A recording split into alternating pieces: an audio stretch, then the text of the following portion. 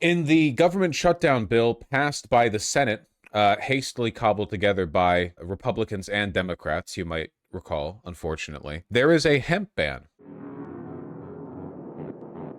thrown in there. We have some good old fashioned war on drug shit packed in there, huh? A hemp recriminalization clause was shoved into the must pass funding bill that got run through the Senate. Reported again the other illustrious marijuana moment. Thank you. The hemp language appears in the agriculture FDA spending bill, which is bundled into the shutdown deal. It would so for those of you who don't know, we have an infamously ineffective legislature. Congress does not pass very much. And historically, at least over the past 10, 20 years, the best way to get anything through Congress is to just staple whatever you want done onto the budget bill. Because the one thing Congress absolutely needs to do is make sure a budget is passed for each financial year. You know, you run that through every year. I mean, sometimes we take a while with it, as we did in this case. But yeah, you staple as much as you can onto it. You know, so it would redefine hemp to include total THC, not just Delta 9 THC, count any cannabinoids with similar effects towards that THC total, prohibit synthesized cannabinoids or converted CBD intermediates, cap finished hemp products at zero point 0.4 milligrams total THC per container, not zero point 0.4 milligrams per gummy per entire bottle, bag, vape, or beverage, which would effectively eliminate or regulate out of existence significant portions. I don't know, marijuana industry broadly. It's a pretty big industry. I mean, we're talking tens of billions of dollars here. Full spectrum tinctures, help seltzers, Delta 8 anything, and even most CBD oils. I'm not a weed guy. I'm straight edge. I'm high on life. So I can't pretend that I'm versed enough on the specifics of this to give you guys like a very specific rundown, you know. However, I have been assured by people that it's pretty bad. It's not great. Any cannabinoids like the ones the human body produces, yes, the government will just start killing people on the street. Seriously, it's not good. Overrides the regulatory frameworks of several states, cancels the collective decisions of hemp consumers, and destroys the livelihood of hemp farmers, said Paul. Rand Paul. Thank you, Rand Paul. Why can't they just shove Medicare for all into the bill and then they put this in? Because then Republicans wouldn't vote for it. You see, the Republicans actually won't vote for bills that they politically disagree with. It's just the Democrats who do that, you see. You've forgotten. They can have things. We don't get to have things. You've forgotten. So wait, the government's reopened now? Or no. The House vote to reopen the government is today. We'll get to that. The proposal was first included in the House's funding bill for the Department of Agriculture, but it was removed from the Senate version over the summer following a dispute between Paul and Mitch McConnell. Hemp industry reps and lobbyists have spent months campaigning against the language. Many said they were caught by surprise when the funding bill text was unveiled on Sunday. If this was out of the running for a while, it looks like to a large extent this might be a personal beef by McConnell. Remember McConnell, the turtle guy? You know, he may not be the Senate Majority Leader anymore, but he's still there, ancient. McConnell was a champion of legalizing hemp in the 2018 Farm Bill, but he's since soured on what he says is a loophole that companies use to take legal amounts of THC from hemp and turn it into intoxicating substances. The industry is largely unregulated, da da da da da da da da. Doesn't the alcohol lobby in the U.S. spend a lot to keep weed illegal? Listen, if Republicans are advocating for government regulation that stifles business, it is always, always, always because some other industry has given them more money to regulate that other industry. This could be alcohol, maybe. It wouldn't be surprising, you know? Alcohol producers are fucking scared right now. You know that? For one, a lot of them are hurting because Canada is not buying as much, and the tariffs in general are hurting business. But also, younger people are not drinking as much as they used to. Alcohol consumption generationally is down enormously. And now more people use weed recreationally than drink recreationally. That's probably good. I'm not a big fan of weed or what it does to people, but, you know, alcohol is pretty objectively worse. Drinking does make you cooler than smoking, though, because that's kind of like a social paradigm that whiplashes around. Now it's cool to be Mad Men pilled, you know? It used to be that smoking weed meant you were like chillaxed or whatever, you know, type shit. But now, if you're like a 18-year-old and you're like, I'm getting into whiskey or something, or I guess you can't drink at 18. I don't really know. Fucking, it's America. That actually is what makes you cool now. Everyone wants to LARP. Unemployed loser aura. Look, it's all listen, okay? I've seen the way the economy's going. We're all gonna have unemployed loser aura eventually, all right? The difference is you guys get to work from a clean slate, all right? My CV says live streamer 2019 to dash, okay? So don't all I'm saying is I'm speaking from a position of future sympathy when I say that, you know, you should all just be high on life, okay? You should just be high on life. You should drink water and you should smoke the ashes of your haters as you lay them to waste, all right? Seriously though, the annihilation of the hemp market here, that's exactly what this regulation would do. It's a federal regulation that would effectively annihilate the hemp market, is probably being done or pushed by alcohol producers. Definitely not a coincidence that McConnell is from Kentucky. Who knows what comes from Kentucky? Incest? Yes, but also bourbon. And whiskey too, right? Yeah, a lot of alcohol. Kentucky has a massive alcohol industry, very disproportionate makeup for its state GDP. So yeah, and he's retiring, so he doesn't have to face any political consequences for his behavior now. So it's very, very, very likely that McConnell's just been pressured by some good old boy, you know, bourbon company shit. There are many hemp farmers in Kentucky? Yeah, well, they probably didn't lobby as hard. As big as the hemp industry is, I promise you, alcohol companies have more money to throw around. Longer connections, too. It takes time to build a reputation as a lobbying group, you know? Like, seriously, how much time has the marijuana industry had to form like a real advocacy group in DC? Probably like not long at all. And they're probably not taken very seriously either. Like, oh, those are the guys from Big Weed, you know?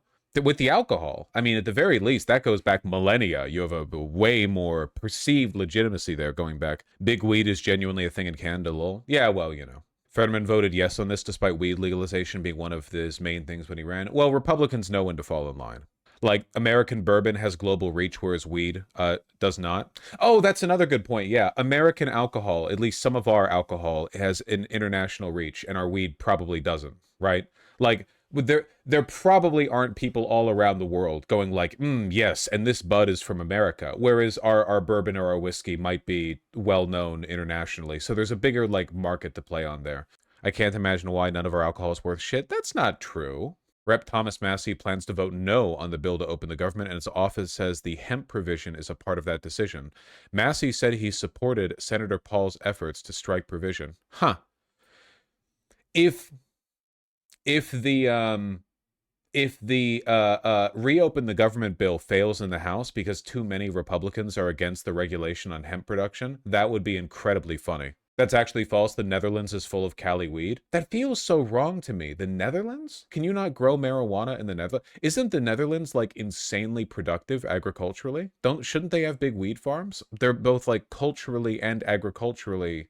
It's too cold there? Huh, okay. I didn't really think about that. Yeah, I guess one benefit to alcohol is that you can make it literally anywhere. The fermentation process can be done in a variety of ways in a variety of climates, but marijuana, like all plants, I guess, only grown in certain places.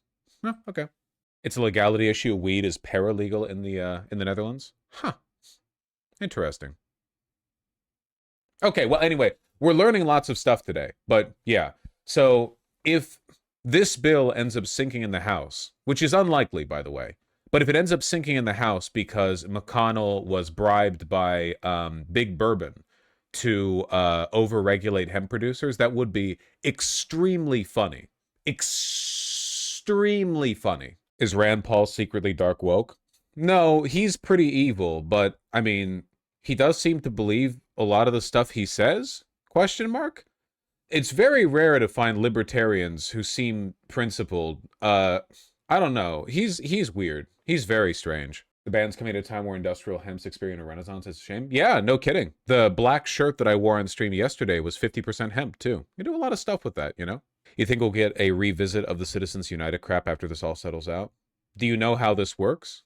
A court would have to be or a case would have to be brought to the Supreme Court.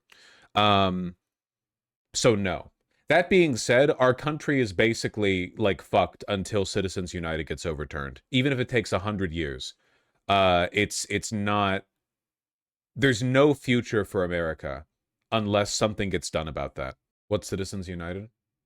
The belief that money should get to dictate our politics, basically. Unlimited bribery. Can you smoke your shirt? I don't really know that much about hemp, but my understanding is that when you buy hemp clothing, you're wearing the like fibers that have been woven, but when you smoke the weed is the bud of the flower or something. I don't think I don't think hemp fabric has any psychoactive properties if burned. I could be wrong on that. Maybe if they did a poor job cleaning the seeds. You know, you can buy jeans with a lot of nep because they didn't clean the cotton seeds out of the fluff. Like they didn't clean it, so when they weave the cotton together, you get a bunch of like black and white flecks in it that are all the impurities left in the cotton, and it's got kind of this like fluffy look to it. But that's cotton, not hemp. I don't know if you can do that for hemp. That's really cool. Yeah, I think it looks really neat. It definitely makes your pants a little bit more... Well, it gives them a different texture, but I do think it makes them look very nice. Rough? I don't want to say rough, because I don't think it makes... Is that desirable? Well, it depends on what you're okay with. Some people... Nowadays, I feel like people are averse to wearing anything that's not super duper comfortable. Like, people talk about how suits are uncomfortable. They're not. Or they're like, you know, everyone walks around in sweatpants. You're not going to find jeans that are as comfy as sweatpants, you know? I think there's something a little bit like beneficial psychologically about putting on clothing that's not uncomfortable, but is a little bit rigid when you go outside, you know? I feel like you should feel really, really comfy at home, but when you're outside, I want to feel a little bit more alert, and it feels good to have an outfit that feels a little bit structured, you know? Not uncomfortable. You should always wear stuff that's comfortable, but I do like going out and feeling like I'm in my outside clothing, you know? It's how I feel whenever I'm going hiking or whenever I'm going to like a pumpkin patch or something, and I'm like, okay, pumpkin patch time. Time to wear like boots, heavy pants, and then like heavy, well-worn, you know, like a shirt and a top, like a work shirt and a top. And then it's like, yeah, I feel like sturdy when I'm out here, you know? Like I feel like I'm appropriate in my environment, right? Whereas if I was wearing with like sweatpants and like a sweatshirt or something, and I mean, I'd be comfy to be sure, not to speak if like I slipped and got in the mud, that'd be fucking awful because none of those clothes should get like muddy. But I would also feel a little out of place. Also, I think it makes being at home more comfortable, you know? Like if you're always in your sweatpants, that's just your life. But like if you get home and you're like, yippee, now I get to change from my jeans into my sweatpants or my leisure pants or whatever, you know? I feel like that's a little bit more, it makes it a little more special, and it kind of like, it's kind of like how you shouldn't lay in bed unless you're ready to go to sleep, because psychologically you want to associate laying in bed with like night time. And if you start laying in bed to just like be on your phone or relax in your phone, it fucks up your ability to do that association. And then you're just kind of like laying in bed and your brain is like, okay, well, am I laying to sleep or am I laying to just relax? Or, and then you lay down because you're like, oh, I'll just be here for 5 minutes on my phone. But then you're there for 2 hours and you're like, oh, I meant to do my chores and I didn't do my chores and now I feel bad. And then you feel bad in general, you know? I just think it's good to regiment yourself a little bit, you know? No, no, no. Laying in bed in jeans actually keeps you alert, my love. Actually, it fixes the problem. Is that a Fruit of the Loom shirt? No. I wish it cost what a Fruit of the Loom shirt costs. This is why you shouldn't pee standing up. I don't know what you're talking about, but I love sleeping in jeans. Well, you know, you should only shit when you're squatting. That's true. I have a photo of him laying next to me in coffin pose, breaking into denim jacket. We went down to Portland, and I was in a hotel room, and I had gotten an Iron Heart over-dyed denim jacket. And I wanted to break it in, so I buttoned it up and laid down, and I did look like I was laying in a coffin. It is a very heavy jacket, so you do have to break it in. I did the same thing with my leather jacket. Um, and it's, by the way, my leather jacket, way more comfy now. Can I just say, way more comfy now. Um, it is such a good purchase. Are there leather shoes that don't require socks?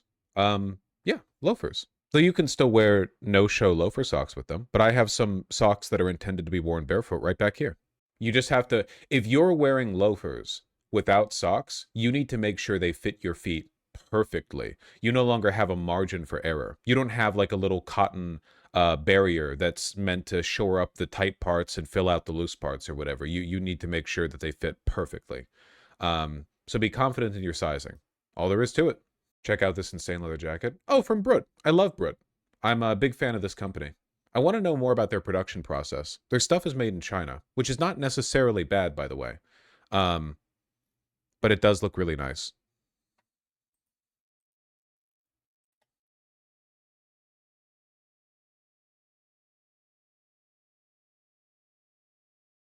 It's got heavily dyed. Is it a suede? No, it's full grain. Okay, because it's reversible. So yeah, the one side is the underside. Yeah, okay, so you have a shiny side that's like a rain jacket, and then the underside. Wow, that's beautiful. Look at this. This is the reversible. See? That's really cool. That's very, very clean. Yeah. Let's see it as it wears in. Anyway. Like a handsome Tim Pool. Listen, okay? We've been playing Expedition 33, and a lot of you have been enjoying it. The view numbers have been good on that. And what I can learn from that is that you all need to pay a little bit more respect to the French. Brut is a French company. That's a Frenchman, okay? Brut is overpriced, I think. They might be. I don't know enough about their production process. I haven't bought from them. What if you're African? Okay, fine. If you're from North Africa, you can hate the French. Or West Africa.